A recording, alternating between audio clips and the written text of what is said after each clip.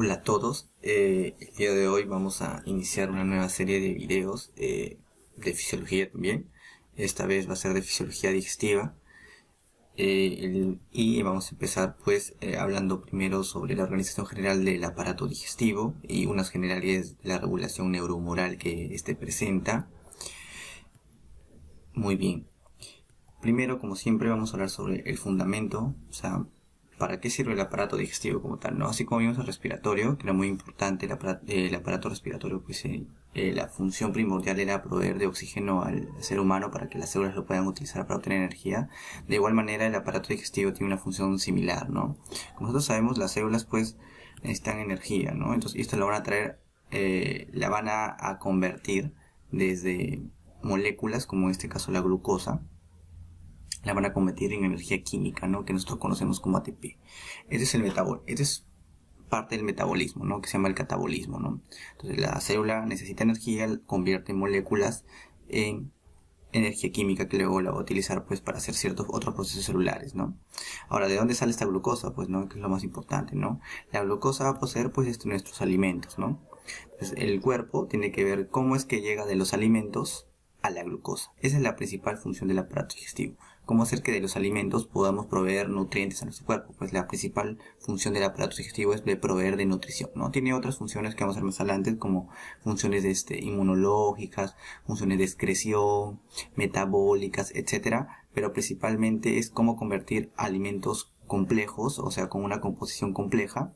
Por ejemplo, este alimento que pues está básicamente compuesto de almidón, que es una cadena de glucosa ramificada, ¿no? Con varios enlaces, y convertirla en glucosa, ¿no? Entonces, polímeros grandes, como puede ser este caso, pues el almidón, convertirlo en monómeros, en este caso de glucosa, ¿no? Podría ser lo mismo, por ejemplo, una proteína, la proteína es un polímero de aminoácidos en diferente estructura, y convertirlo en aminoácidos para estos aminoácidos, degradarlos, y la célula puede utilizarlo, ya sea para la función que necesite utilizar esos aminoácidos, ¿no? No saben que solo la célula utiliza los compuestos químicos para energía, sino también lo utiliza pues para otras funciones, ¿no? Como por ejemplo el hierro lo utiliza para hacer hemoglobina, etcétera, pues, ¿no? Muy bien, vamos a hacer un esquema general básico del aparato digestivo, más o menos el de los mamíferos, que es común al de los humanos, ¿no?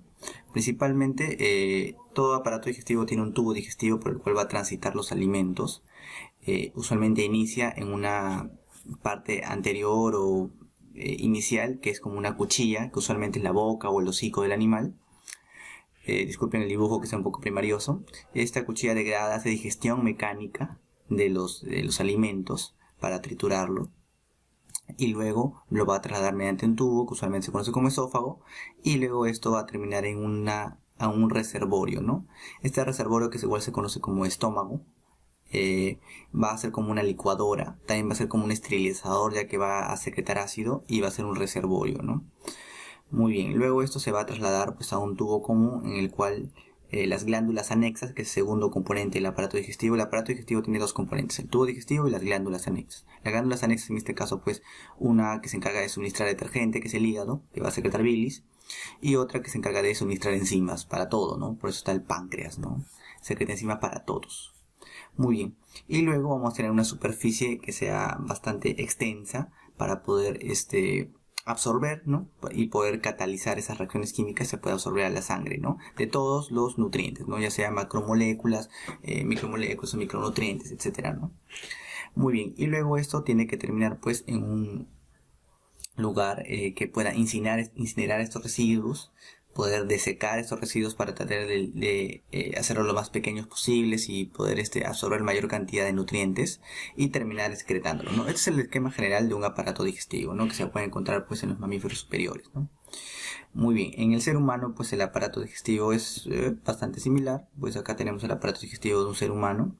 La porción inicial pues del aparato digestivo viene a ser pues la cavidad oral, ¿no? La cavidad oral en nuestro caso está delimitada básicamente adelante por los labios, que es la entrada de la cavidad oral, y llegamos a la región gingivo-dentaria, donde encontramos los dientes, que van a ser la molienda, junto con la lengua van a hacer digestión mecánica de los alimentos. Además aquí también podemos encontrar la desembocadura de las glándulas salivales, que también son glándulas anexas y que se encargan de secretar pues saliva, y esta saliva va a hacer digestión. Además también tiene una función inmunológica muy importante. Va a hacer digestión de los alimentos, la digestión inicial de los alimentos, ¿no? Luego pues va en la faringe, junto acá con el velo de paladar, la lengua y la orofaringe o bucofaringe, pues va a ser el reflejo de deglución, que va a hacer pues que el paciente, pero que la persona pueda tragar, ¿no? Tragar. Acá hay reflejos de protección de tal manera que el contenido se vaya por la vía digestiva y se evite la vía respiratoria, de tal manera que esto de acá se cierra, ¿no? Por la epiglotis, ¿no? Que es este cartílago que está acá. Muy bien, de la faringe va a transitar hacia el esófago. Antes de llegar al esófago hay una estructura funcional que se conoce como el esfínter esofágico superior, que de alguna forma va a impedir el retorno hacia la faringe, y luego va a transitar mediante contracciones rítmicas que se llama peristalsis o peristaltismo, y va a llegar al estómago, pero antes de ello va a pasar una estructura que se llama esfínter esofágico inferior, que es la que va a impedir que el contenido del estómago pueda regresar al esófago, ya que el esófago pues tiene una presión negativa y pues, usualmente aspira el contenido, ¿no? Semejante a lo que ocurre en la pleura, ¿no? Muy bien.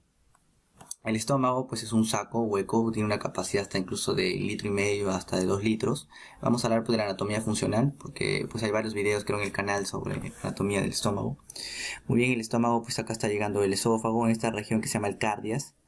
Es una región, no es un esfínter, el esfínter esofágico inferior es otra cosa.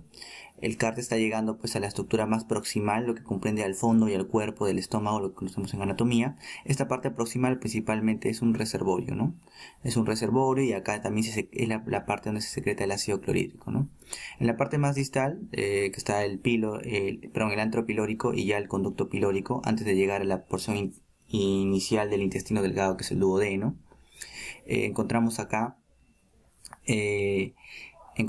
pues la célula G, por ejemplo, que secreta gastrina, que es la que estimula para la secreción del ácido, y acá encontramos la mayor cantidad de músculo en la pared del estómago, ¿no? Por esa razón acá se encuentra la molienda gástrica, ¿no? Que se encarga pues de moler los alimentos que ya habían sido pues premolidos acá en la cavidad oral. Se formó el bolo alimenticio continuo y acá se va a formar el famoso quimo, ¿no? El quimo es el resultado de la digestión que se ha producido en el estómago, ¿no?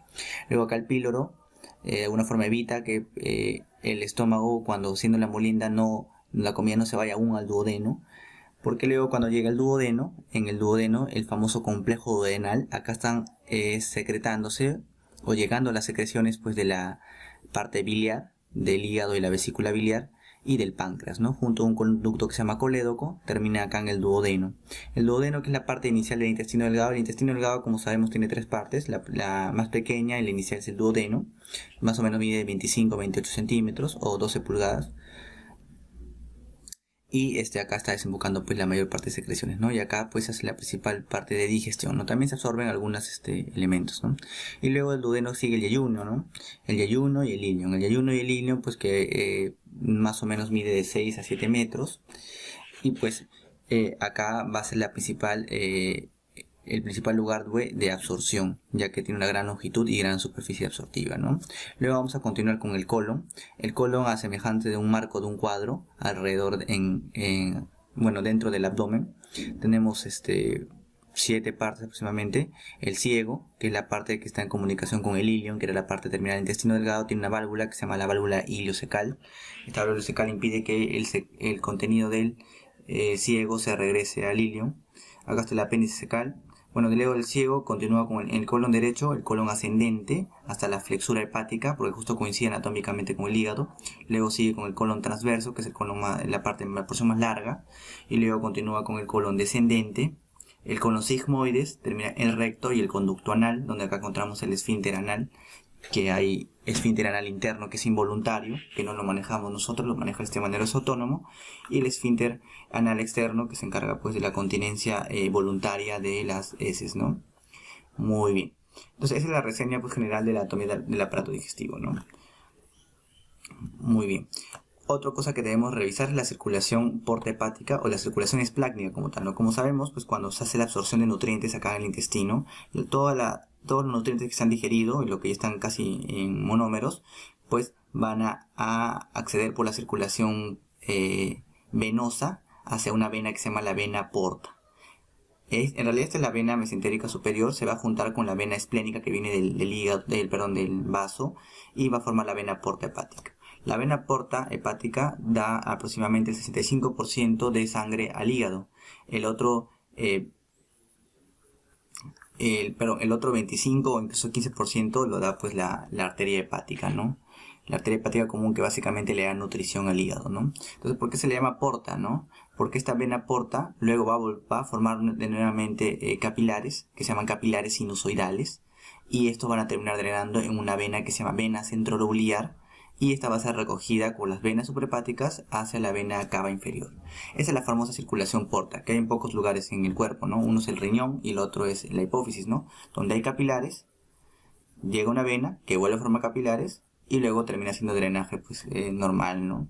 Entonces acá tenemos la vena porta, los sinusoides hepáticos, ¿no? Y la vena centrolobular, y luego termina la vena cava inferior, ¿no? No olviden que el hígado recibe aproximadamente el 25% del gasto cardíaco, o sea, tiene bastante flujo sanguíneo, ¿no? Bueno, es un órgano también bastante voluminoso, ¿no? Y no olvidar, pues, que mira, todo el contenido que está absorbiendo el intestino, ya sea pues fármacos, nutrientes, etcétera, pues va a llegar al hígado de alguna manera, ¿no? Esto se conoce como metabolismo de primer paso, ya que el hígado es el principal elemento que va a acceder de alguna forma o va a reaccionar con los primeros elementos que están absorbiendo, ¿no? Muy bien. Entonces hay ciertos procesos, así como hablamos en respiratorio, del proceso de ventilación, perfusión, difusión, etc. Hay ciertos procesos que se producen pues en el aparato digestivo para que este funcione adecuadamente, ¿no? Entonces acá tenemos un esquema general del aparato digestivo que lo vamos a repetir en todos los videos probablemente. El principal proceso, o el primero que se debe conocer, es la motilidad. Como sabemos, todo este tubo digestivo es un tubo muscular, entonces este tubo muscular tiene que moverse para que el tránsito de alimentos pueda ser adecuado. Además, hay ciertos reflejos que impiden que el contenido no regrese o que de alguna forma se inhiba la motilidad para que el otro siga trabajando. No sé si me dejo entender. Bueno, la segunda es la secreción, pues, ¿no? Para que se puedan digerir, pueda haber digestión química, tiene que haber secreción de cierto, ya sea del estómago, la secreción biliar, la secreción pancreática, ¿no? El tercer proceso es la digestión, que se encarga, pues, el principal proceso, ¿no? Que se encarga, pues, de convertir polímeros en monómeros, y estos monómeros pueden ser absorbibles, ya que el cuarto proceso es la absorción, y que ocurre principalmente, pues, en intestino delgado. Y en el colon pues se va a hacer la excreción, ¿no? El empaquetamiento y la excreción. Esos son los 5 procesos básicos que se van a repetir pues en todos los segmentos. Bueno, no en todos, pero todos los segmentos en realidad, ¿no? Por didáctica, en cada video vamos a revisar cada proceso, pero debemos saber que pues en el aparato digestivo cada segmento o región anatómica hace los 4 procesos, ¿no? Entonces la cavidad oral y faringe, por ejemplo, en la parte de motilidad es la masticación, que es un elemento voluntario, ¿no? Manejado por un nervio que es el nervio trigémino, que se encarga de los músculos de la masticación. También está el reflejo de la deglución. La secreción está dada por las glándulas salivales. La digestión principalmente es mecánica, aunque también hay digestión química. No hay absorción como tal, aunque algunos mencionan que la parte sublingual hay absorción de algunos elementos como carbohidratos. Eso lo revisaremos más adelante. Luego tenemos en el esófago que la principal parte es motora, ya que hay peristalsis hasta transportar del contenido de la cavidad oral que está en la cabeza hasta a la región abdominal receptiva, que es el estómago, ¿no? Tiene secreción justamente por las glándulas propias que humectan pues y lubrican el alimento. También en el estómago vamos a encontrar la parte motora principalmente propulsión y mezcla, la gran molienda que veamos, la secreción básicamente dada por ácido clorhídrico y pepsina. Acá la digestión principalmente de proteínas y de algunos lípidos, y la absorción también de lípidos solubles, ¿no? En el intestino delgado pues se puede ver en la parte motora segmentación y propulsión de los alimentos. En la secreción está casi todo, pues, ¿no? La biliar, pancreática, intestinal. La digestión casi todo se digiere ahí, y la absorción también es casi todo, pues, ¿no? En la parte del colon pues el movimiento también de segmentación y de propulsión. La secreción básicamente, como el esófago, es de glándulas mucosas. No hay digestión principalmente de casi nada. Y la absorción pues básicamente es de agua, ¿no? Muy bien. Entonces vamos a hablar de la constitución histológica, que es muy importante, pues el tubo digestivo. El tubo digestivo principalmente pues es hueco, tiene una luz o lumen en su interior, esa es la parte hueca. Tiene una mucosa, que es la parte más, digamos, más interna, seguida de una submucosa, que está constituida básicamente por glándulas y también por vasos sanguíneos. La muscular propia, que es la parte motora, que está compuesta de músculo liso, y la serosa, ¿no? Que viene a ser el peritoneo, que principalmente la encontramos en el abdomen, ¿no? En el esófago, por ejemplo, no hay serosa, hay adventicia, ¿no? Al menos en la parte torácica. Entonces acá tenemos un corte histológico, tenemos acá la luz, y luego acá tenemos la mucosa que está compuesta por un epitelio que varía en relación al segmento. Por ejemplo, en la parte de la boca tenemos un epitelio poliestratificado plano no queratinizado, ¿no? Parecido a la piel pero sin queratina. En el estómago tenemos un epitelio cilíndrico plano, simple. Y tenemos que este epitelio descansa sobre una membrana basal. Esta membrana basal tiene una lámina propia, y algo peculiar es que la mucosa, cosa que no ocurría en la parte respiratoria, es que tiene una parte muscular que se llama la muscular de la mucosa o muscularis mucosae. Esta muscularis mucosae pues se encarga pues de que a manera de los miofibroblastos que ocurren por ejemplo en otras glándulas, contraer la mucosa, ¿no? Luego sigue la submucosa, que como dije pues tiene glándulas, bueno, tiene vasos sanguíneos, tiene algunas glándulas, su mucosa. Luego sigue la muscular propia. Le decimos muscular propia porque había una muscular mucosae, ¿no?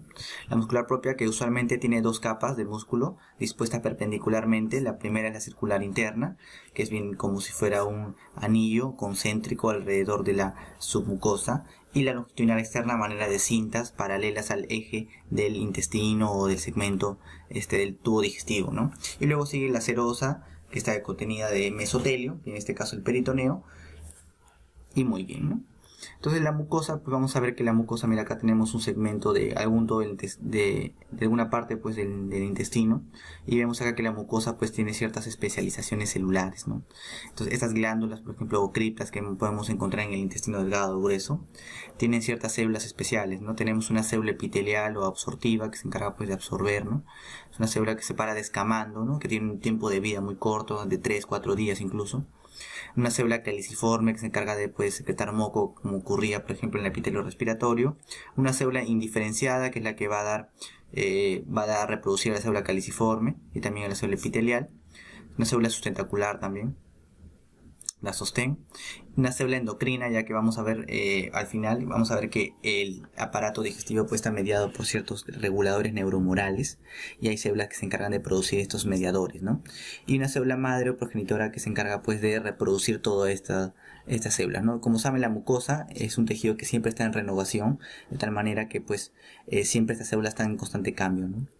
El sistema neuromuscular está dado básicamente, como nosotros vimos, hay una muscular de la mucosa que está acá, y tenemos también la muscular propia, ¿no?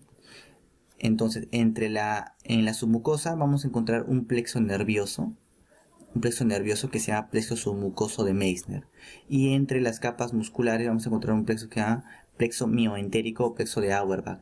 Estos dos plexos son muy importantes. ¿Cuál es la relevancia? Pues estos plexos contienen neuronas, contienen ganglios que contienen neuronas que pueden funcionar como un solo sistema nervioso aparte. Así como ocurría el marcapasos en el corazón, en el tubo digestivo hay un cierto marcapaso, de tal manera que si yo secciono una parte del intestino, el intestino sigue funcionando. Aparte de eso, como ocurre en el corazón, pues hay ciertos reguladores, de tal manera que por los vasos sanguíneos que están llegando a nutrir la submucosa y los músculos, están llegando también nervios, ¿no? Nervios paravasculares o perivasculares que provienen del sistema nervioso parasimpático y del sistema nervioso simpático, ya que el tubo digestivo tiene una inervación de tipo autónoma, ¿no? Del sistema nervioso vegetativo. Entonces, muy bien, vamos a ver en amplitud a estos dos plexos. Tenemos acá la mucosa con su muscularis mucosae, su epitelio. Tenemos acá la submucosa con sus vasos sanguíneos, ¿no? Y por ahí algunas glándulas. Tenemos acá la muscular propia que tiene una circular interna y longitudinal externa. Pues los plexos submucosos, por ejemplo, se encargan pues de la secreción, también secreción endocrina de estas células que están en el epitelio.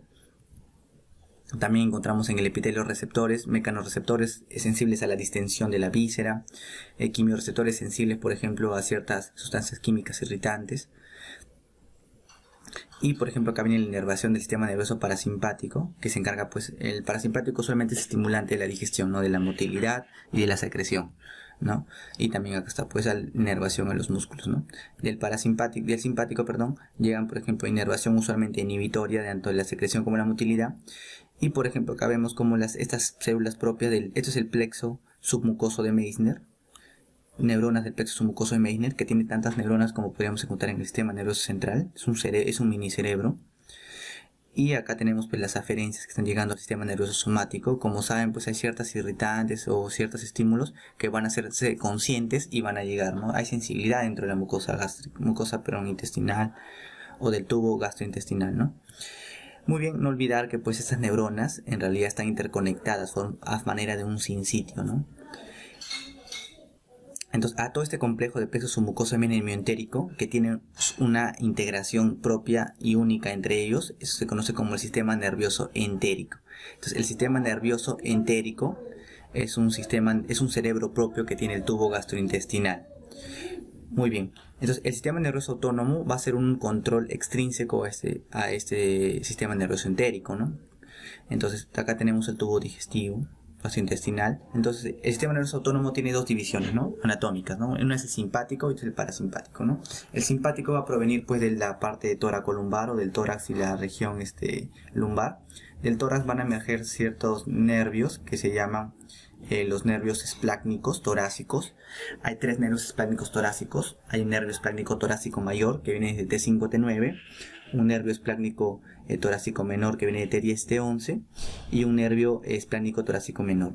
Lo curioso es que el sistema nervioso simpático, como vamos a ver en la fisiología del sistema nervioso autónomo, tiene una neurona preganglionar que va a ir luego a hacer sinapsis a una neurona postganglionar que se encuentra usualmente en esta cadena simpática, que se encuentra paravertebral, ¿no? Lo curioso acá es que pues en el aparato digestivo, en realidad las neuronas que van a controlar las vísceras, pues no hacen sinapsis en la cadena simpática. Pasan por ahí, pero no hacen sinapsis. ¿Dónde hacen sinapsis? En unos ganglios prevertebrales, por ejemplo, que tenemos, por ejemplo, en el plexo celíaco, ¿no? El famoso plexo celíaco formado por el ganglio celíaco y otros ganglios como el mesentérico superior, los ganglios aórtico-renales que no están acá dibujados, pues van a hacer acá sinapsis y acá se encuentra la neurona postganglionar, ¿no? Entre el plexo celíaco y van a ir pues hasta acá, ¿no? Hasta T11 aproximadamente van a llegar hasta la mitad del colon transverso, ¿no? No olvidar eso. La parte parasimpática, que está dada básicamente por el nervio vago, que es el 10º nervio craneal, pues viene del núcleo dorsal del vago, que es que tiene un componente eferente visceral general. Este nervio vago pues también va a llegar pues hasta la mitad del colon transverso, pero no olvidar que sus neuronas postganglionar, la preganglionar está en el núcleo, ¿no? La postganglionar va a estar en la misma víscera, por eso son más cortitas. Y esa es la gran diferencia, ¿no? Además que utilizan diferentes neurotransmisores, ¿no? Acá van a utilizar neurotransmisores como noradrenalina y acá van a usar neurotransmisores como acetilcolina, ¿ya? Bueno, al menos en la postganglionar, ¿ya?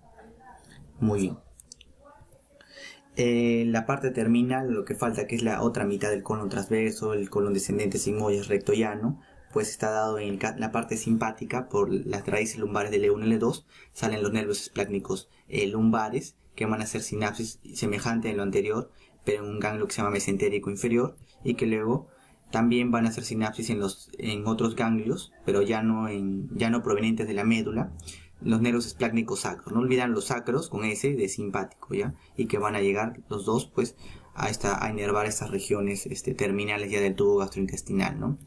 En cambio el vago ya no llega, entonces el que se hace cargo es la médula sacra. La médula sacra, segmento 2C4, también hay un asta lateral ahí, sale la neurona preganglionar y se forman los nervios esplácnicos pélvicos. No te olvides, los esplácnicos pélvicos, P de parasimpático, y terminan acá sus neuronas postganglionares.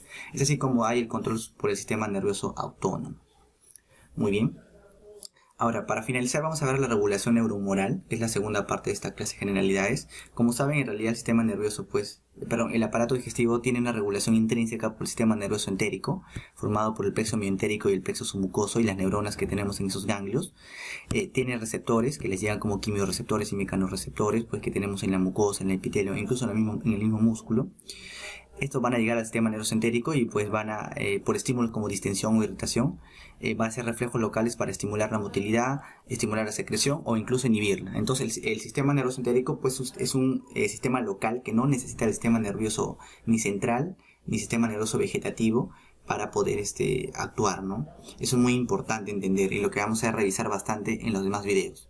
Muy bien, pero igual tenemos sistema nervioso autónomo, sistema nervioso simpático, ya saben que tiende a inhibir las secreciones a sus ganglios y que van a regular pues el sistema nervioso entérico, usualmente inhibiéndolo, y sistema nervioso parasimpático que tiene pues del vago y de la médula sacra y que van a encargar de estimular, ¿no? Que el parasimpático usualmente es estimulante de la parte gastrointestinal, ¿no?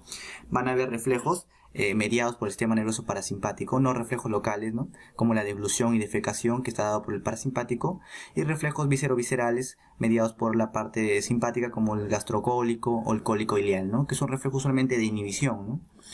Muy bien, también tenemos reflejos más complejos que está dado básicamente por otros nervios, por ejemplo nervios craneales, por ejemplo nervio trigémino, facial, por ejemplo, la olfacción, por ejemplo, cuando olfateamos o cuando vemos incluso alimentos, entonces estimula la secreción de las glándulas salivales, ¿no? Esos son reflejos viscerosensoriales y visceroglandulares, incluso viscerovasculares, ya que tienen inervación básicamente en ese momento. Nosotros vemos, por ejemplo, una alimentación como ocurría con Pavlov, con el perro de Pavlov, que veía alimentos y al toque salivaba, ¿no? Son reflejos, ¿ya?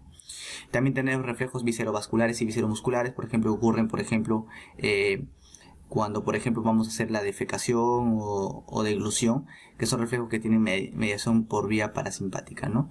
Tienen por ejemplo a contraer la musculatura abdominal incluso los músculos piloerectores que tenemos en el abdomen, ¿no? Muy bien. Estos reflejos igual son bastantes, son abundantes, creo que deben haber como 20 reflejos conocidos, que lo vamos a revisar igual en la parte de motilidad y en la parte de secreción. Muy bien, entonces tenemos ciertos mediadores químicos, como sabemos, y esto creo probablemente lo pongamos en una clase de endocrino o de fisiología celular. Hay ciertas formas de comunicación, pues, ¿no? Entonces hay formas de comunicación, por ejemplo, endocrina, por ejemplo, en la cual una célula secreta cierto mediador químico, este mediador químico transita por la sangre hasta llegar pues a receptores que se encuentran en otras células distantes. También tenemos de sistema neurocrino, semejante a la neurotransmisión, a la sinapsis, en la cual una neurona se hace neurotransmisores o moléculas y estas van a llegar a una célula, ¿no? O también hay paracrinas, en la cual pues, la célula pues a sus vecinos que no están muy lejos, sin necesidad de sangre como ocurre en el endocrino, pues estimulan receptores con sus moléculas, ¿no? Y también hay autocrinas, en la cual la misma célula se autoestimula, ¿no? Y para terminar, pues hay vías de comunicación como la yuxtacrina y monocrina, en la cual una célula justamente se adosa a otra como a manera de un enchufe, de un macho y una hembra, y pues se juntan y pues estimula a la otra célula distante. Esto ocurre bastante en los linfocitos, ¿no? Muy bien, en el tubo gastrointestinal, pues todas estas se encuentran presentes, ¿no? Es bastante interesante que todas estas formas de comunicación celular se encuentren, ¿no? De manera endocrina vamos a revisar, por ejemplo, ciertos mediadores químicos como la gastrina, la colecitocinina o la motilina, secretina, etcétera. Y neurocrino, ¿no? Ciertos neurotransmisores, como dijimos, ¿no? La acetilcolina, el péptido inhibidor, el BIP, la sustancia P, que tiene que ver con el dolor, el óxido nítrico, que es un vasodilatador, la serotonina, etcétera. Paracrino, como la histamina, ¿no? Las prostaglandinas, inmuno, como las citocinas, las especies reactivas del oxígeno, ¿no? La misma adenosina. Entonces, vamos a revisar pues cómo estas funcionan, ¿no? Lo más importante en realidad son las hormonas gastrointestinales. El aparato digestivo, aparte de tener un sistema nervioso propio, tiene un sistema hormonal propio, un sistema endocrino propio, ¿no? Entonces es bastante interesante, pues, ¿no? Tiene su propio sistema endocrino, su propio sistema nervioso, ¿no? Entonces acá tenemos varias hormonas, son las principales, hay más, incluso hay algunas que están en estudio. Tenemos por ejemplo la gastrina, junto a familia de la colecistocinina. La gastrina se sintetiza en unas células que se llaman células G, que están en el antro gástrico y se encargan de estimular la secreción de protones o de ácido en las células parietales, muy importante. La colecitoquinina, por ejemplo, se encuentra en el duodeno, en las células I, y se encargan principalmente de la contracción de la vesícula biliar y la secreción de enzimas pancreáticas, ¿no? Para la digestión. La gastrina y la colecitoquinina pues pertenecen a la misma familia, incluso utilizan casi los mismos receptores. En composición química se parecen bastante, incluso hay una gastrina A, una gastrina B, etc. No vamos a hablar mucho de esto, pero usualmente pertenecen a la misma familia, ¿no? Cosa que ocurre también en la secretina que es una hormona que se encarga de la secreción de bicarbonato en el páncreas, y el GIP, que es el péptido inhibidor gástrico o péptido inhibidor gastrointestinal, que sintetiza también el duodeno en la célula K, que se encarga de la disminución de la absorción en el páncreas y aumento de la liberación de insulina, y el glucagón. Estas tres, que el glucagón, que es una hormona que se sintetiza en el páncreas, que lo vamos a ver en endocrino, también forman una misma familia, ¿no? Por tener una estructura similar, ¿no? Tenemos otro como la motilina, que se encarga de la motilidad intestinal, la somatostatina, que es una hormona que no solo está en la parte gastrointestinal, porque también el páncreas lo secreta. Es básicamente la somatostatina es la paninhibina, ¿no? Se encarga de inhibir todo, inhibe todo. Si ustedes leen acá todo, inhibe básicamente la secreción y la motilidad, etcétera, ¿no? No olvidar, pues cada una de esas hormonas tiene un lugar preferente de secreción. Por ejemplo, la gastrina principalmente está en el antro, como vemos acá. La colestequinina principalmente en el duodeno y ayuno, igual la secretina, ¿no? Muy bien. ¿Qué otros mediadores tenemos? Neurotransmisores, pues, ¿no? Tenemos neurotransmisores. Acá tenemos, pues, la mucosa, la pared gastrointestinal. Acá tenemos la mucosa. Tenemos en el peso mioentérico, pues tenemos neuronas que se encargan de estimular la motilidad mediada por acetilcolina. Ya saben que la acetilcolina se encarga de mover el músculo liso. Tenemos pues el óxido nítrico, que es más vasodilatador y es inhibitorio en este caso. El óxido nítrico en realidad es un gas, no ni siquiera es un péptido, como ocurre con la acetilcolina.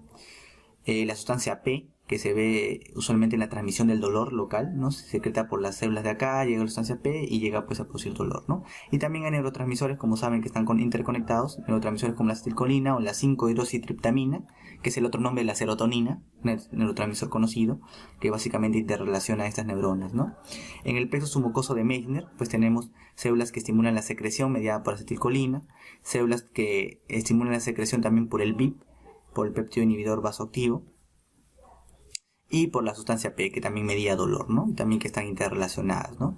Estas células que forman parte del sistema nervioso entérico básicamente se comunican mediante neurotransmisores entéricos, ¿no? Y tenemos pues los mediadores inmunoparacrinos. El más conocido pues es la histamina que por ejemplo en la célula parietal del estómago se encarga de la secreción de ácido clorhídrico, pero también en el intestino funciona como secretor de cloro intestinal, ¿no? Por ejemplo ocurren las diarreas, célula de histamina, liberada por los mastocitos y las células similares a las enterocromafines. Hay unas células que pertenecen al sistema neuroendocrino del tubo digestivo, llamadas células enterocromafines, que secretan serotonina. Y estas células, por ejemplo, aumentan, por ejemplo, en los tumores carcinoides y por esa razón hay diarrea, broncoconstricción, etcétera, ¿no? Produce ciertas respuestas a moléculas luminalmente, ¿no? Principalmente, por ejemplo, en el tumor carcinoide, ¿no? Hay las células D en el estómago duodeno que secretaban somatostatina, ¿no? Que también tiene una inhibición del tracto gastrointestinal, pero básicamente es de manera paracrina, ¿no? Y tenemos, por ejemplo, los miofibroblastos que se encargan pues de contraerse en la parte intestinal, van a secretar prostaglandinas, estos mediadores derivados de ácidos grasos, llamados eicosanoides. Estas prostaglandinas son importantes porque regulan la secreción intestinal y la regulación vascular, y vamos a ver que es muy importante para la protección de la mucosa gástrica. Por esa razón, antes por ejemplo se da análogos de la prostaglandina como el misoprostol para proteger la mucosa intestinal. También está la adenosina, que proviene de otra secreción, que es muy importante también para la secreción intestinal y la regulación vascular. Muy bien, creo que ha sido un video extenso, principalmente ya ha sido para la introducción. Recomiendo que se revisen repetidamente. Si hay alguna consulta pueden hacerlo por comentario en el canal pues de YouTube, que siempre estamos publicando videos. Vamos a seguir publicando. Probablemente Gastro sea bastante extenso, probablemente hagamos como 7 videos. Les recomiendo por favor que sigan la página de Facebook cuando estamos publicitando para que puedan ver actualizaciones nuevas, y también seguirnos en nuestras redes sociales como Instagram y Twitter. Gracias por todo.